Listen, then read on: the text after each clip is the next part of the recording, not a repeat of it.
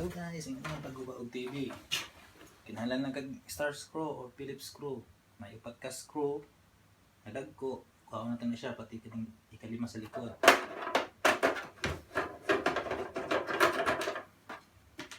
Kinahanglan safety ang imuhang. Una panahon mo na para dili ka makuryentehan. Ay guba na tong TV.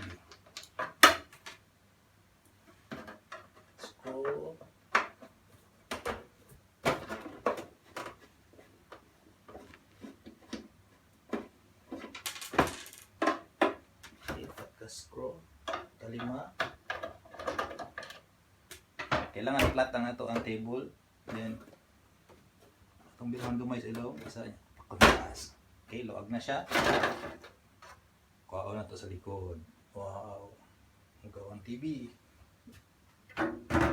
Okay, safety precaution pa ato sa aning i-discharge sa ground ang anode cap.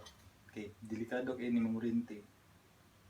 Basig makuryentehan ta, discharge ato sa ground o ito na natin siya gamay. Ang pitik na gani, wala na siya kuryente, pwede na siya ikapon. Kuha ko na ito ni anode cap.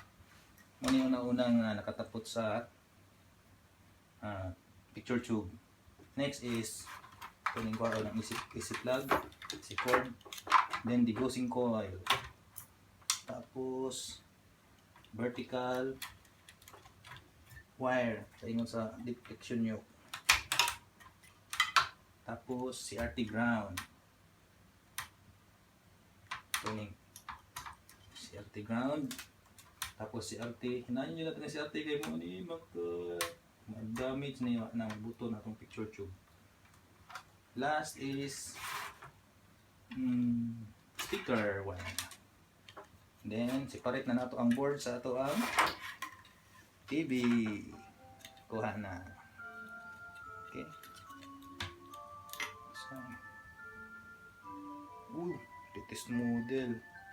Okay, makita ninyo. Mao ni memory IC, system IC, jungle IC, flyback, power supply, tuner, vertical IC, CRT, circuit, audio IC, switch and button daot naman kay ni sensor. Okay, simple lang kay siya circuit ng mga bago kalpating. Simple lang kay guys. Kaog TV. Bye bye.